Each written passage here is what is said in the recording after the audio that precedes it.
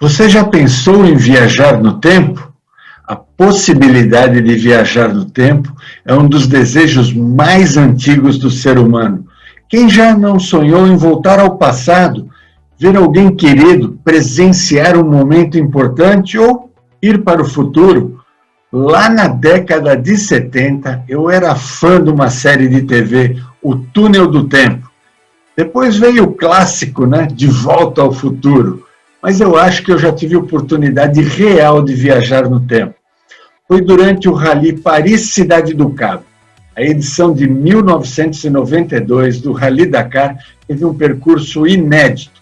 Para evitar os conflitos, nós não fomos para a região da Argélia, Mali, Mauritânia.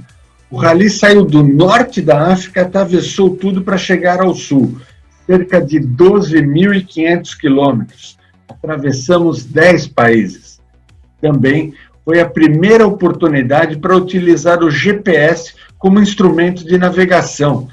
Era a mais alta tecnologia da época. Mas para continuar essa história, acho importante eu contar que, aqueles primeiros aparelhos de GPS, se comparados aos apps que qualquer smartphone fornece hoje em dia, eles eram bastante limitados. Para começar, as dimensões pareciam toca-fitas gaveta. Para quem tinha carro na década de 80, sabe do que eu estou falando. Era comum ver pessoas na rua transportando aquele trambolho para evitar os furtos. Quando ele estava encaixado lá no painel do carro, era fantástico, indispensável. Mas onde colocar na moto? E a gente precisava ter visibilidade. Adaptamos em cima do guidão, ficou algo desproporcional. Depois, ele era completamente analógico, tinha uma tela minúscula que só mostrava números e letras. Você precisava alimentá-lo com dados, ou seja, não bastava dizer, eu quero ir nesse lugar. Não, precisava olhar no mapa, pegar latitude e longitude dos pontos que você queria chegar. A velocidade de processamento também não era atual e haviam menos satélites na órbita do globo terrestre. Então ele perdia o sinal, ficava fora alguns minutos. Mas para quem estava navegando até ali, só com a bússola magnética, era uma maravilha, era uma transformação. Era muito mais do que transformar água em vinho. Olha, para falar a verdade, era tão fantástico que eu nem acreditava que aquilo ia funcionar. Então, para resumir, o que eu fiz? Falei, vou começar o rally e vou testando. Se funcionar, a gente vai confiando cada vez mais nele. E naquele rally, no segundo dia na Líbia, apareceu uma tempestade de areia que nos acompanhou durante 4 dias. Navegar no deserto, eu posso dizer para vocês que é bem difícil. Navegar com tempestade de areia é assustador. Mas o GPS estava funcionando, ele conseguia me ajudar, fantástico. Sem ele, para navegar na tempestade de areia é quase impossível. Você precisa de referências visuais e não consegue enxergar nada. Olha, no 4º dia, com o vento soprando forte, nós estávamos saindo do Níger, indo em direção ao Chad. No meio da tarde, faltando cerca de 150 quilômetros para chegar no acampamento, teve um momento que eu fui conferir o meu rumo, olhei no painel, nossa, tinha apagado o GPS. Meu Deus, eu vou dizer para vocês que filme de terror não assusta tanto.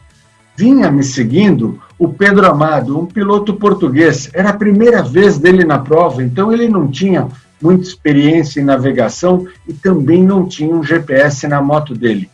Nós paramos bastante assustados, eu tentei manter o controle e fui ver se conseguia resolver o problema. Vai que era falta de energia, mas não encontrei solução. Para a situação ficar ainda pior, os nossos rastros tinham sido apagados pelo vento. Eu não sabia para onde eu queria ir, não sabia voltar para trás, não sabia onde eu estava. Não conseguia olhar no mapa para tomar uma decisão. Momento assustador. Nós tínhamos algumas alternativas. Uma delas era ficar ali parado. Vai que dava sorte, alguém passava por ali. Mas a chance disso acontecer, posso dizer para vocês que era menor que 1 em 1 milhão. Outra coisa era pedir resgate, chamar socorro à organização, Mas se você aciona esse resgate, você está imediatamente desclassificado. E durante as tempestades de areia, a organização não faz buscas nem resgate. Então nós teríamos que ficar dias ali no deserto. O Pedro Amado olhou para mim e falou: o que nós vamos fazer? Eu lembrei, né, eu carregava uma bússola magnética no bolso, tirei de dentro da jaqueta a bússola, o Amir Klink tinha me ensinado a utilizá-la, e falei: Pedro, nós vamos ter que fazer como os teus antepassados, lá em 1500, usar só a bússola magnética. Ele olhou para mim e não acreditou. Poxa vida, parecia uma viagem no tempo. Segundos atrás, nós estávamos utilizando a mais alta tecnologia, navegação por satélite. Segundos depois, nós teríamos que utilizar uma bússola magnética, como na época dos descobridores, para chegar a 150 quilômetros de distância. Será que nós conseguiríamos? Nós só tínhamos uma informação. Eu lembrava do último rumo que o GPS tinha mostrado, rumo sul, 178 graus. Peguei a bússola magnética e apontei para os 178 graus para indicar, né, achar uma referência e ir até ela. Mas com a tempestade de areia, não tinha referência para ser estabelecida.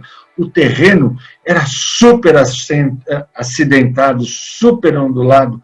Nós não conseguíamos manter uma linha reta, né? Os rastros se apagavam rapidamente. O negócio se transformou uma maratona, porque nós tivemos que andar de 300 em 300 metros. Eu andava 300 metros, pegava a bússola, olhava o rumo, corrigia a direção da moto, mais 300 metros. Ficamos muito lentos, foram horas fazendo isso, começou a escurecer e nada de chegar no ponto do acampamento.